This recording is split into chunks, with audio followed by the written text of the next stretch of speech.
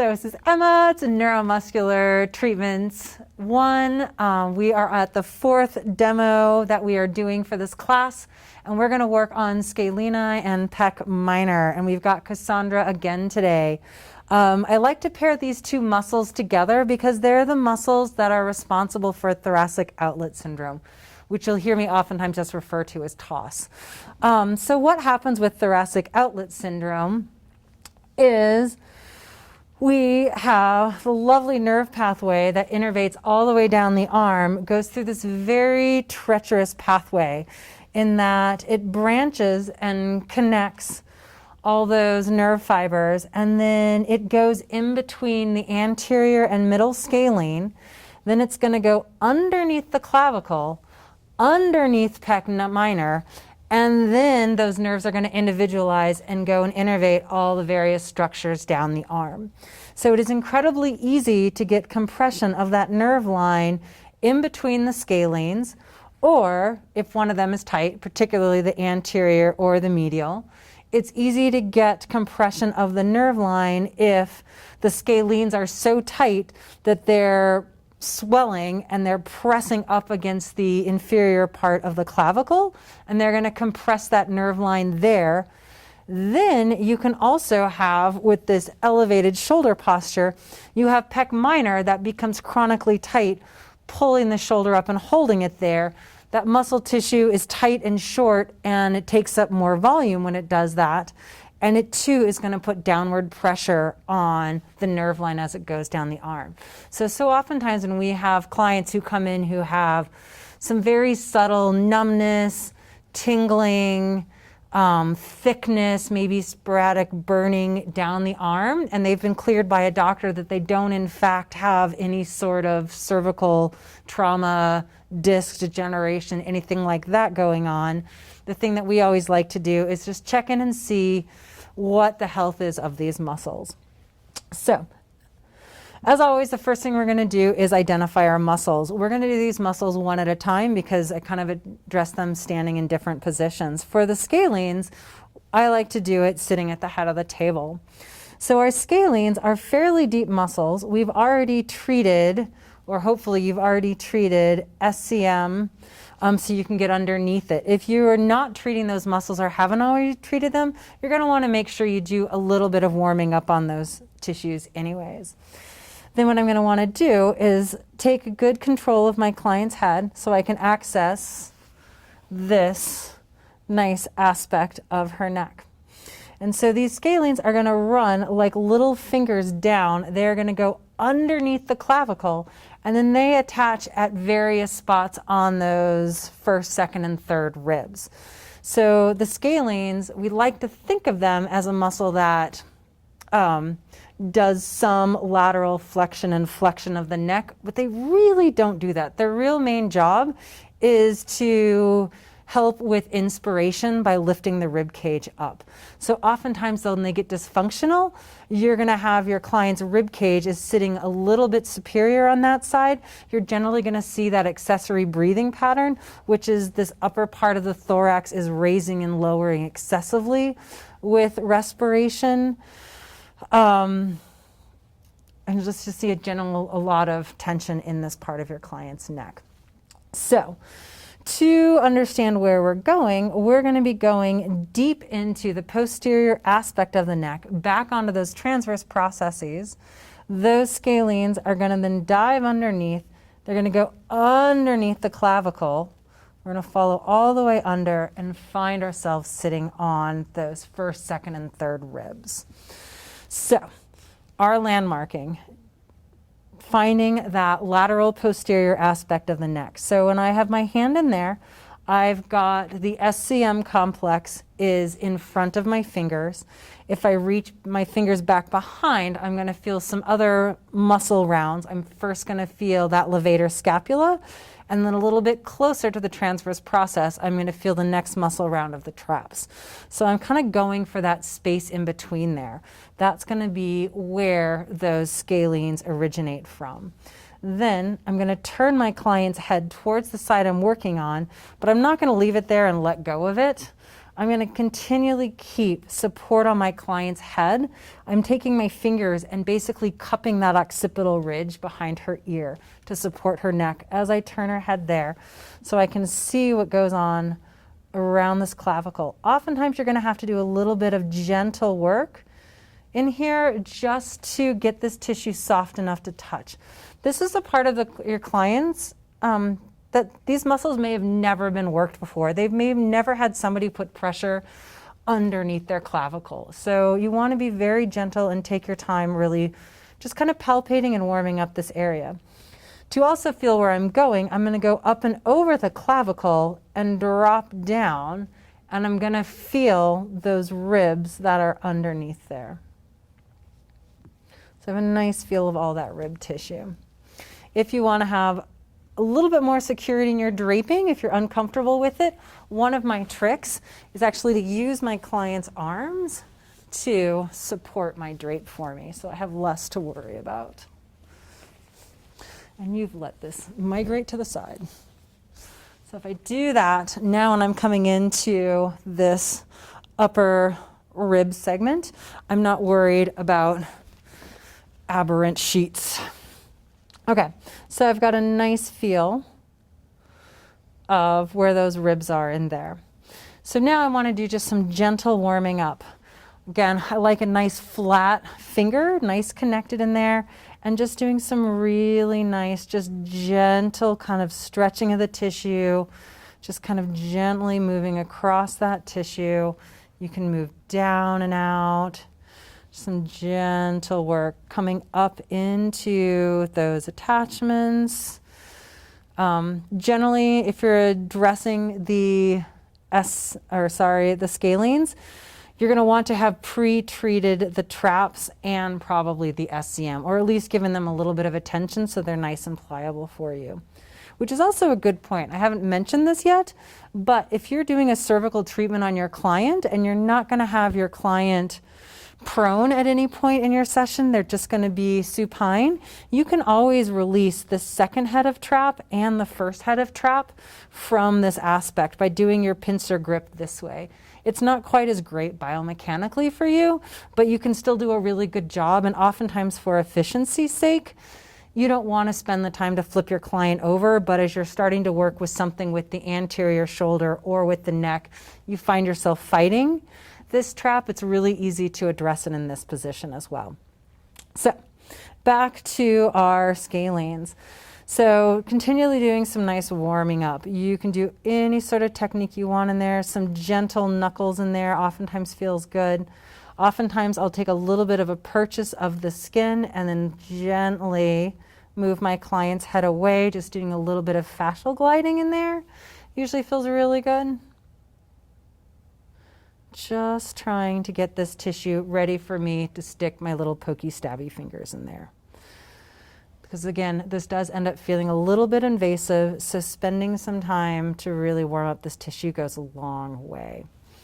And I'm going to come over the clavicle and get at those upper ribs and do a little work in there, which is beneficial because we're going to be warming up that tissue again in just a little bit when we go for Pec Minor.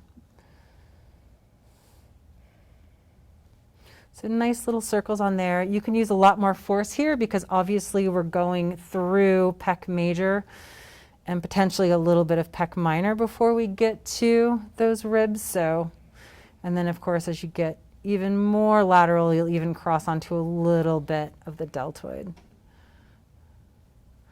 So now that I feel comfortable that that tissue is nice and warmed up, I'm going to be doing some gliding work in the scalenes, and I find it very difficult to do without a little bit of lotion on my client. So one of the few times that I use lotion to do some specific work.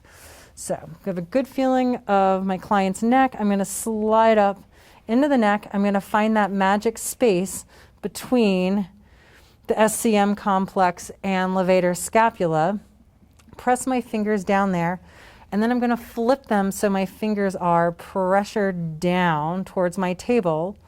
And I'm going to glide my fingers down, and I'm going to slowly, with my non-working hand, roll my client's head toward the side I'm working on. And I'm right behind that clavicular segment of the SCM. And I'm just taking my time, Following this down, if I'm on the right muscle, I'm naturally going to slide underneath the clavicle. And I'm just going to follow this down as far as my client's body is going to let me go. So that pass was my first one, just to kind of get in there. I was mostly on the middle scalene. So I'm going to return to my start position, position again, roll my client's head towards me, and just let my fingers slowly glide down as my client's head moves. And I'm trying to keep my pressure a little bit more towards the midline, trying to follow down that anterior scalene. And again, you know you're on it as opposed to on the clavicular segment of SCM if you end up going underneath that clavicle and following that tissue. And you will be surprised. You can see I am a knuckle and a half deep underneath that clavicle. I've got my fingertips on her third rib there. And I'm going to gently lift and come out. Now I'm going to do a third pass, trying to stay a little bit more lateral, trying to aim for that posterior scalene. And following it down. That one on Cassandra has a lot of binding in it. The first two felt fine, so I just kept gliding. So I'm going to go back for this posterior one, slowly move into it. And right before I slide underneath her clavicles where I feel this density. And I'm just going to pause there, and I'm going to let Cassandra's breathing actually mobilize that scaleni for me. And just let that tissue soften. Oh, and you probably just saw my hand just sunk. That was that posterior scaleni just completely releasing. So on her inhale, I'm just going to pause there, and then on the exhale, since that's released, I'm going to follow it all the way to that rib attachment. And now I have a little bit more resistance down there. So I'm going to come back and do one more ischemic compression, following that posterior.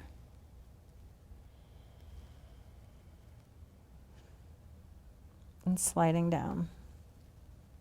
Now what happens if when you're doing this you feel a pulse? Occasionally you can get on something like the carotid artery. If you do, please don't suddenly panic and rip your hands off your client's body. That's going to be incredibly scary for them. If you slightly impede the smallest amount of blood flowing to their brain for 1 or 2 heartbeats, they're not going to instantly have problems. But what I would do if I was right here and I was like, oh, heartbeat, I'm just going to gently release my pressure ever so slightly, move my fingers like a millimeter in any direction, return my pressure, and keep going. That's all you need to do if you accidentally end up on one of those pulse points. So that's all I'm really going to do for these scalenes. If I've done a few specific passes on each, you could go back and just do some nice little milking of them. I just find that these are pretty intense muscles. They don't get a lot of work. If you are very specific and thoughtful and treat them once, you can generally do a really good job as opposed to spending a ton of time potentially inflaming this tissue because they're very small. But we still want to get in and make sure we do our little plus minuses on these guys. So I'm going to come back up that lateral aspect of my client's neck. I'm going to find those transverse processes and just really nice. Again, I think the best for these is really just like little circles in each direction. So little clockwise and then counterclockwise circles as you roll down those transverse processes. Unlike when we were treating levator scapula, the scaleni come more off the anterior surface of those transverse process instead of the posterior. So when I'm doing my plus minuses, I'm letting my fingers kind of glide onto that more anterior surface of that transverse process. And walking down there. Then I'm going to want to come in. I might use both my hands now. I'm going to come over the clavicle and I'm going to find those upper ribs and just do a little bit of plus minus work right underneath that clavicle. It may not be as specific as you're used to doing, but it's just going to help reset those proprioceptors.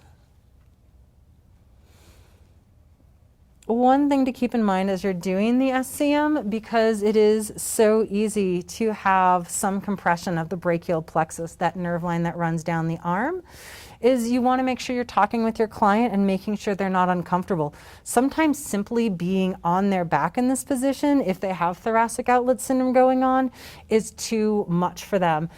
And it's just making that nerve sensation worse. So some tricks: you can grab a pillow, and if you ever so slightly elevate their head, it's actually going to reduce some of the pressure off of there.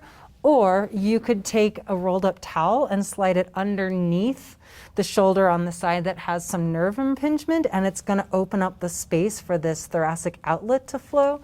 Or you can even grab your client's arm and set it on their body, and that's going to move the glenohumeral joint into an internal orientation, and that also is going to create more space underneath this clavicle and put less pressure on the brachial plexus.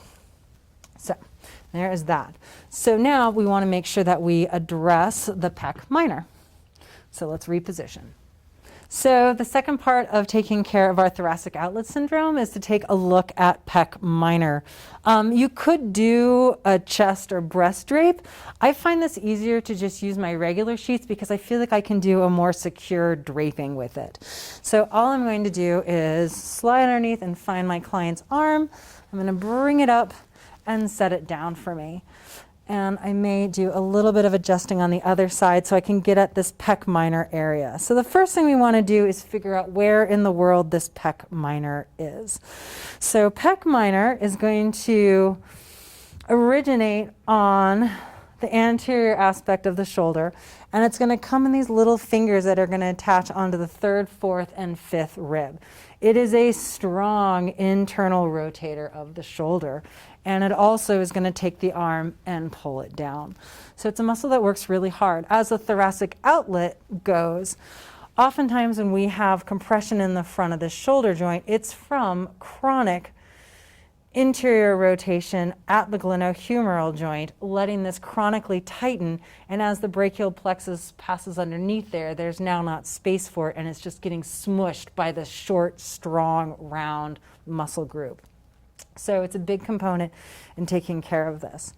So I like to take control of my client's hand for this, and then to make sure my client's nice and secure, I'm going to pull my sheets down and I'm going to tuck them underneath my client's body.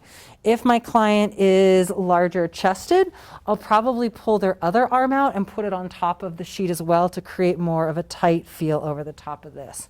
But with Cassandra here, I think we're going to be just fine like this, but just so you know all your options. So where is pec minor? We've got pec major, right? Oftentimes we address pec minor by just putting some downward pressure through pec major and trying to scrub out these ribs. It's generally really painful, and I'm not really sure it's all that effective because the pec major is so strong. So we're going to want to make sure that we can go underneath pec major to get to pec minor.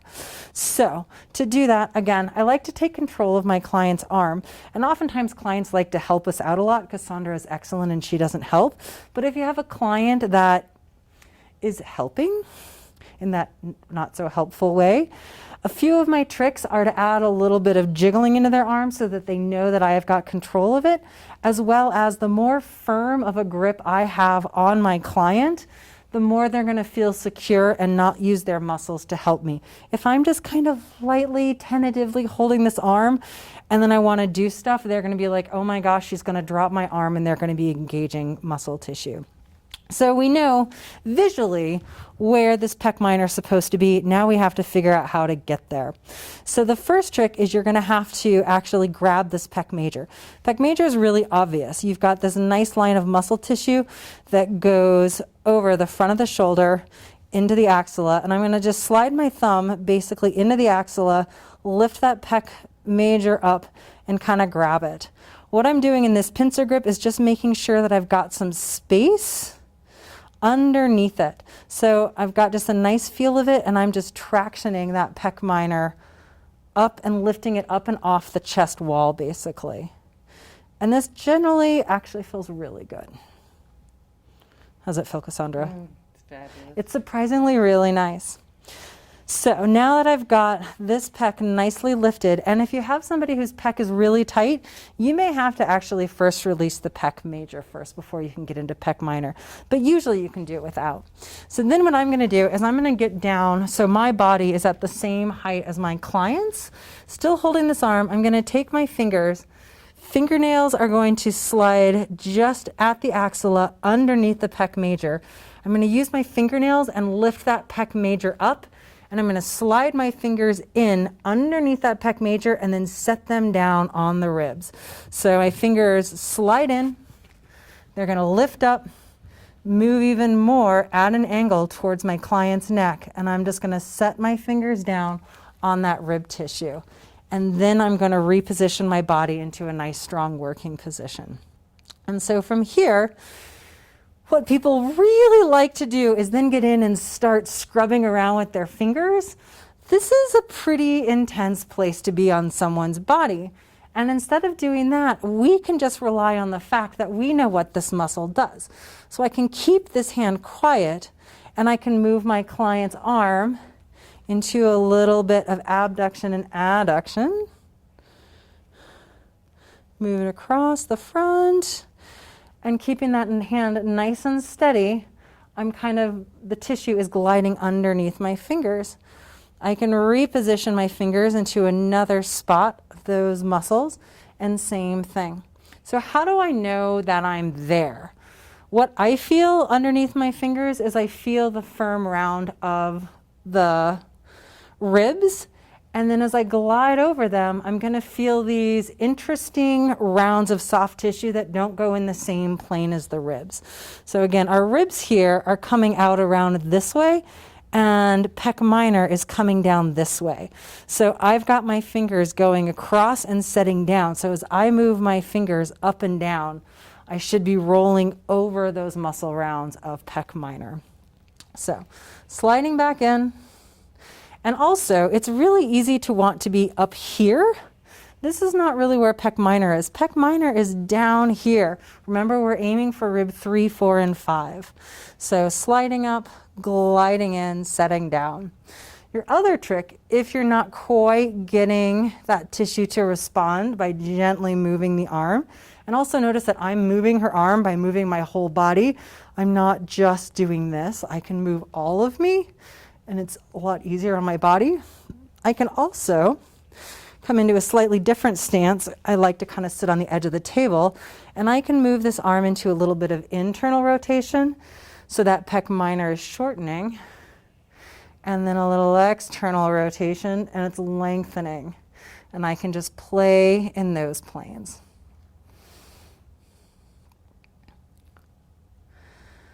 And slide out of there. I usually like to do a little bit of gentle jiggling to come out. And that is all we're going to do with pec minor. It's another one of these muscles that's pretty delicate. It doesn't get touched a lot.